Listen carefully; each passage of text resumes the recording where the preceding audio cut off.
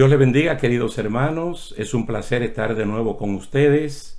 En esta ocasión queremos estudiar una parte que es histórica, profética y escatológica en el libro de Daniel.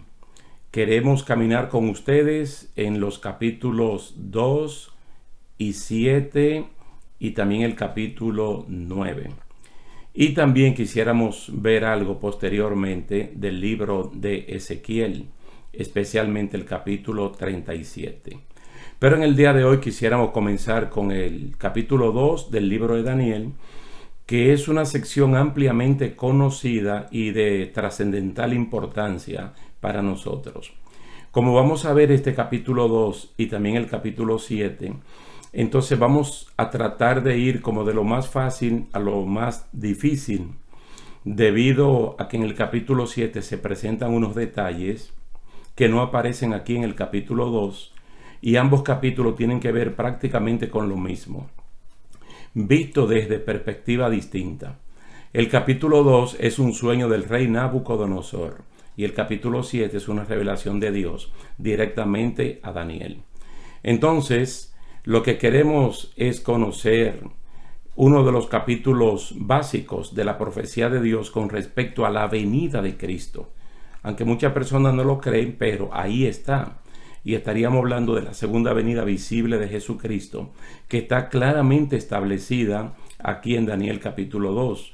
Vamos a ver paso a paso el desarrollo de reinos humanos de orden mundial hasta el reinado de Jesucristo con los santos. En esta ocasión quisiéramos estudiar en la versión bíblica Nueva Traducción Viviente. Entonces es donde nosotros queremos enfocarnos en este capítulo 2 del libro de Daniel. Miren, ustedes saben que el rey de Babilonia llamado Nabucodonosor fue la persona que tuvo un sueño, y fue un sueño de parte de Dios. Solamente que este sueño, él supo que soñó, pero se le olvidó completamente. Es decir, en su memoria, él no recordaba el sueño y mucho menos la interpretación.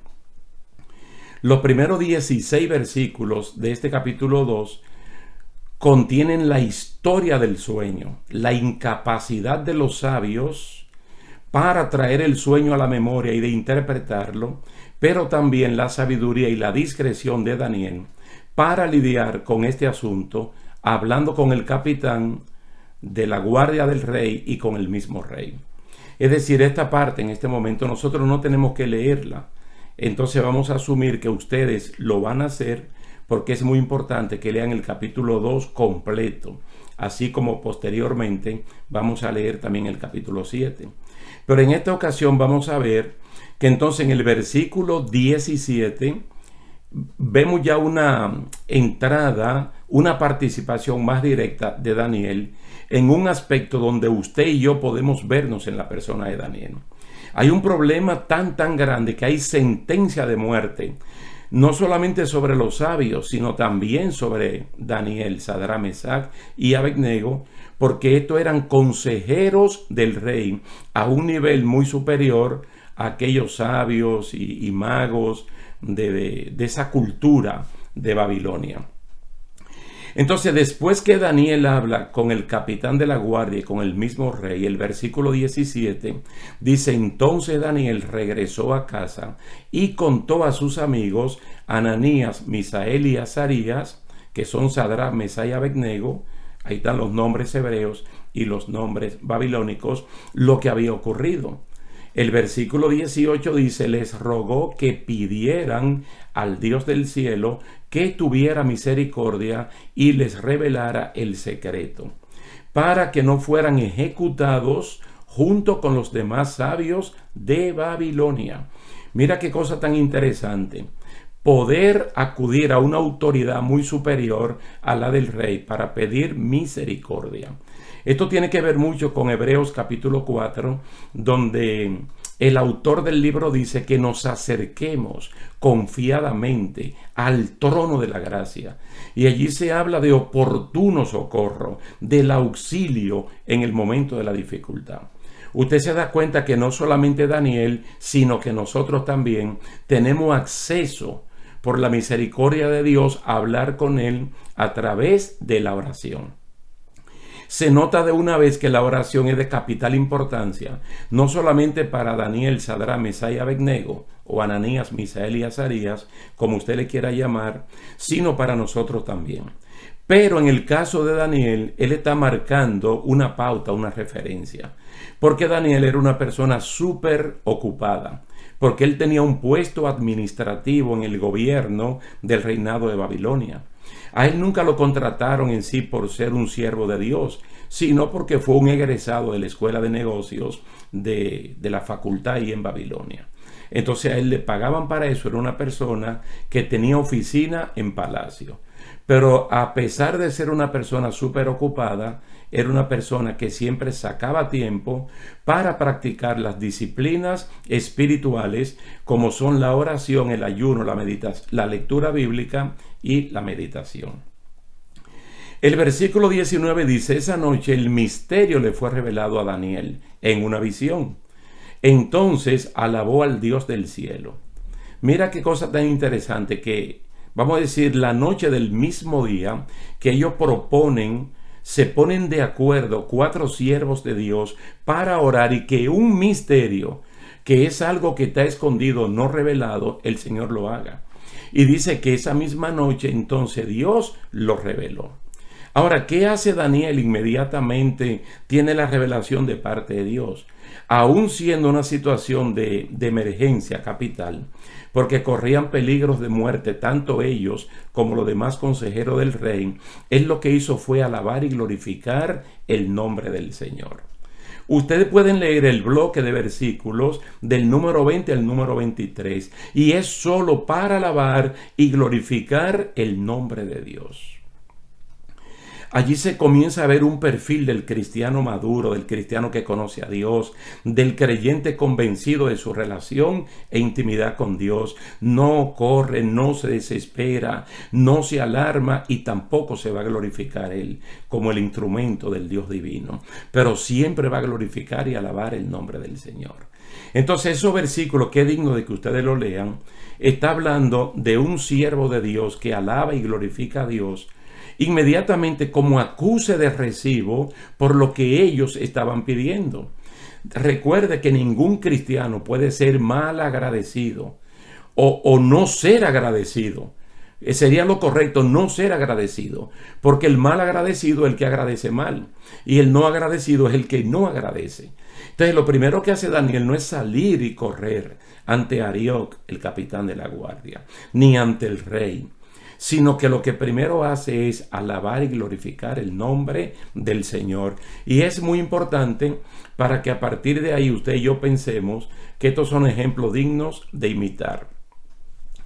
Ahora vamos a ver que de la sección de los versículos, o del versículo 24 al 30, se presenta la manera humilde y sencilla con la cual Daniel le habla a Arioc, que es el capitán de la guardia del rey, y al mismo rey, y siempre resaltando a Dios como el real protagonista de lo que ha ocurrido y de lo que está ocurriendo en su vida.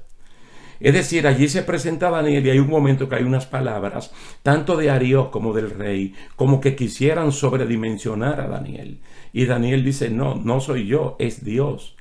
Entonces, noten que también es una cualidad que debe existir en el día de hoy, en todos los creyentes, especialmente en aquellos que forman parte del liderato de una iglesia local. La humildad y la sencillez, ponernos siempre al lado para que el que brille sea Jesucristo, a pesar de recibir una revelación tan grande como la que se está recibiendo. No solamente en su contenido, sino que la revelación está salvando a muchas personas que ya tenían un edicto, una sentencia de muerte de parte del rey. Ahora, las cosas que comienzan a interesarnos van a aparecer desde el verso 31 al 35. ¿Qué es lo que encontramos allí? La descripción. Entonces Daniel lo que va a hacer es recordarle al rey qué fue lo que soñó. Esa es la primera parte, para poder interpretar entonces el sueño de manera correcta. En este punto ustedes se pueden dar cuenta también que el sueño que tuvo Nabucodonosor fue un sueño de Dios. Y no fue que a él se le olvidó porque tuviera mala memoria o porque el sueño en sí fuera tan grande que él se sorprendiera y se le olvidara. Es que Dios quería bloquearlo de una mala interpretación que le iban a dar sus asesores. Y Dios, que trae el mensaje, quiere que la interpretación sea completamente fidedigna. No hace mucho tiempo estudiamos parte del libro de Apocalipsis, que es una revelación también dada por Dios a Juan en la isla de Patmos. Y el mismo Jesucristo trata de cuidarse de que la revelación nos llegue a nosotros exactamente como se la dieron a Juan. Aquí va a pasar lo mismo, porque es la misma historia y es el mismo Dios. Entonces, verso 31 al 35 tiene la descripción del sueño tal y como el rey lo soñó.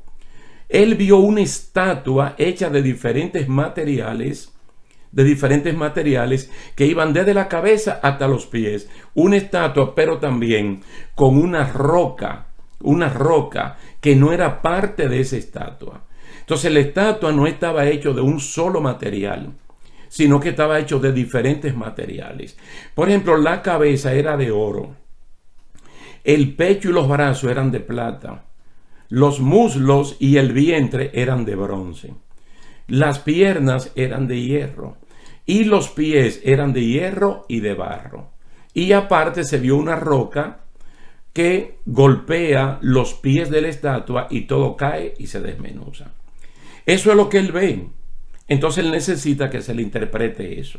Entonces, muy interesante ver, hermano, que estamos hablando de una estatua con apariencia de un ser humano, de un hombre, que tiene diferentes tipos de materiales preciosos, buenos, y que van bajando de superior a inferior. Pero en la medida que bajan de superior a inferior, sube la fortaleza. Por ejemplo, la plata más fuerte que el oro, el bronce más fuerte que la plata, el hierro más fuerte que el bronce, y luego el barro y el hierro, que van a representar alianzas humanas, fuerte por un lado pero débil por otro. Pero él no sabe nada de eso, solamente se lo están describiendo. Yo quiero que aquí hagamos un alto antes de entrar a la interpretación del sueño. Verso 36 al 45. Entonces, en el mismo verso 36, la primera parte, él le dice, ese es el sueño. Ahora yo te voy a explicar y te voy a dar el significado. Es decir, ¿cuál es la reacción del rey antes que le den la interpretación del sueño? Estamos hablando de un ser humano igual que usted y que yo, que se impresiona. Un rey que la curiosidad le puede llegar. Entonces, en este punto, él debe estar diciendo, sí, así es, eso fue lo que yo soñé. Ya el hombre está motivado y el hombre ahora está a la expectativa de que le digan qué es lo que representa ese sueño. Pero ya la primera parte lo deja convencido de que Daniel es un verdadero instrumento de Dios. Y él comienza a ver la diferencia entre Daniel y el resto de asesores que él tiene en materia cultural, religiosa, espiritual, de lo que practicaban en Babilonia. Entonces Daniel procede a la segunda parte. Ustedes lo ven claramente en el verso 36. Ese es el sueño. Ahora explicaremos al rey el significado. Entonces va a comenzar por la cabeza, lógicamente. Y en esta versión de la Nueva Traducción Viviente, le dice así: Su Majestad, usted es supremo entre los reyes. El Dios del cielo le ha dado soberanía, poder, fuerza y honra. Dios lo ha puesto como gobernante sobre todo el mundo habitado y le ha dado dominio aún sobre las aves y los animales salvajes. Usted es la cabeza de oro. Ustedes ven cómo se define de una vez un imperio mundial en el contexto de ese momento. Porque el reino mundial de Babilonia es el reino mundial más pequeño. Y no es mundial como tú y yo lo entendemos, que ocupe todos los países del mundo. Hay que ubicarse en ese contexto de la dominancia, de lo dominante de ese momento. Ya los reinados de Asiria y de Egipto han pasado y de hecho ya no se van a contar, sino que los reinados mundiales se van a contar desde este de Babilonia hasta el reinado de Jesucristo, juntamente con usted y conmigo. Pero se lo comienzan a explicar así. Dios le ha dado dominio aún sobre las aves y los animales salvajes. Usted es la cabeza de oro.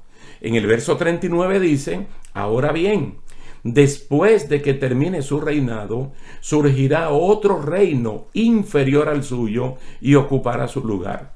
Por eso que usted ve que la plata es el que le sigue. Y la plata, en calidad, en precio, en lo que sea, es mucho menor que el precio del oro. Ahora, aquí es interesante porque el gobierno babilonio, ellos esperan una sucesión de reyes babilónicos. Por ejemplo, Nabonido, Nabucodonosor, Belsasar, y que de ahí en adelante siguieran con una serie de reyes, que todos salgan de Babilonia.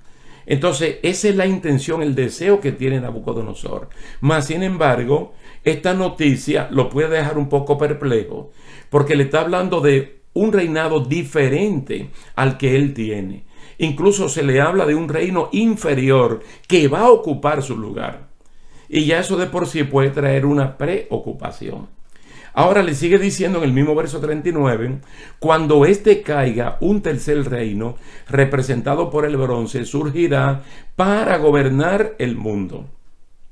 Noten que aún en Reina Valera del 60, o en la de las Américas, o en esta que estamos estudiando, el concepto mundial está jugando papel importante aquí. Pero vuelvo y le digo, para que cuando estemos explicando la parte final, o la parte de Daniel capítulo 7, usted entienda que el único reinado que va a ocupar absolutamente toda la tierra es el reino de Jesucristo, y que será verdaderamente un reino mundial. Veamos el verso 40. Después vendrá un cuarto reino tan fuerte como el hierro. Ese reino destrozará y aplastará a todos los imperios anteriores, así como el hierro destroza y aplasta todo lo que golpea. Está hablando entonces del cuarto imperio, que es inferior en cuanto al metal que lo está representando, porque es el hierro, pero es más fuerte que el bronce, más fuerte que la plata y mucho más fuerte que el oro.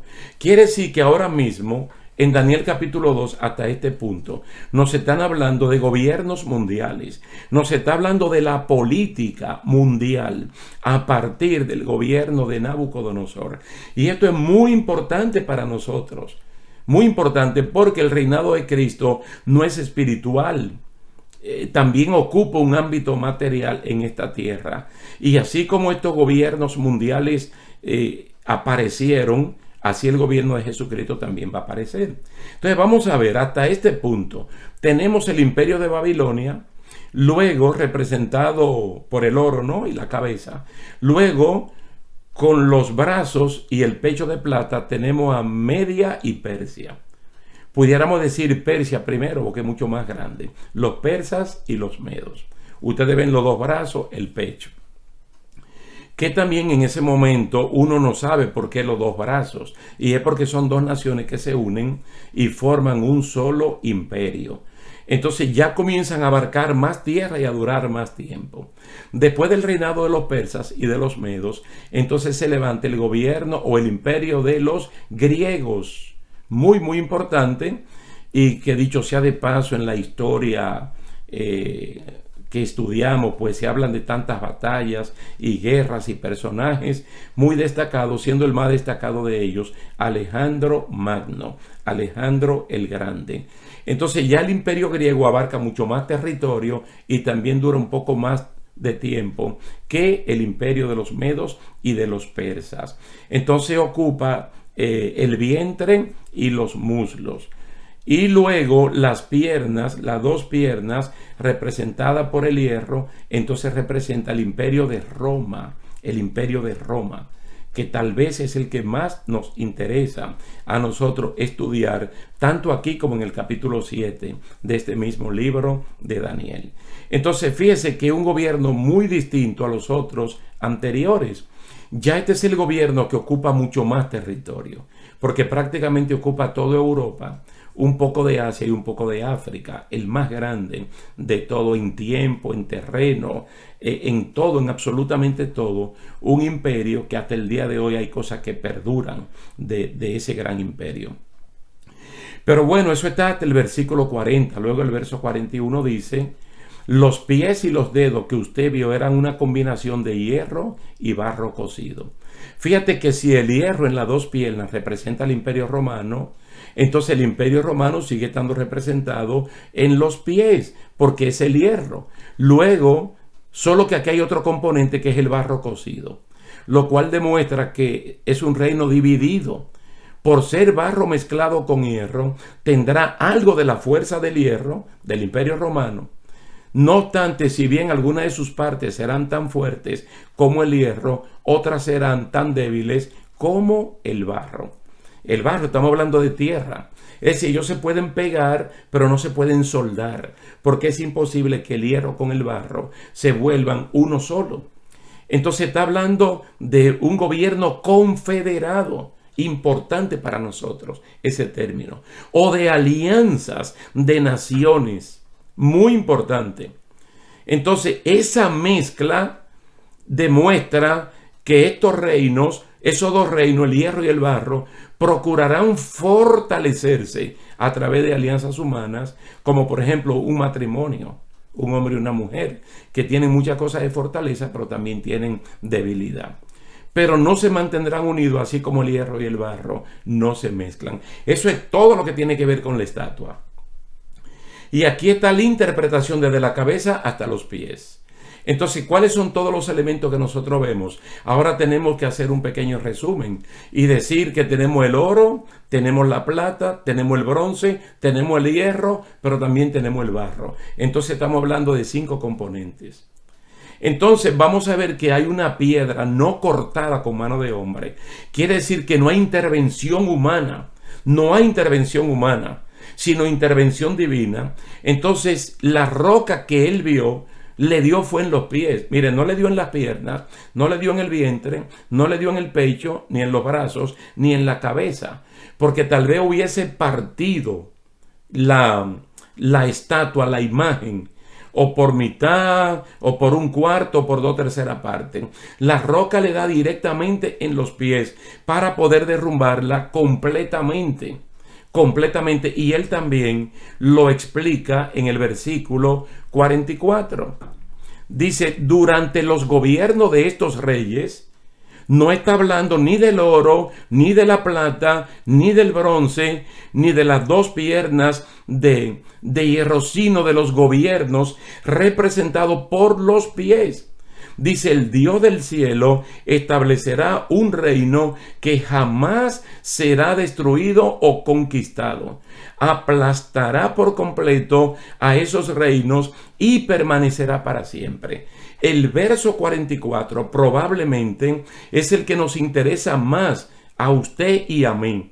Es el verso que le interesa más a la iglesia de Jesucristo, porque nosotros estamos mucho más lejos del gobierno de Babilonia, mucho más lejos del gobierno de los persas, estamos lejos del gobierno de los griegos, estamos distantes históricamente del gobierno de Roma, pero estaremos mucho más cerca de esta alianza europea de naciones que van a conformar ese último gobierno humano.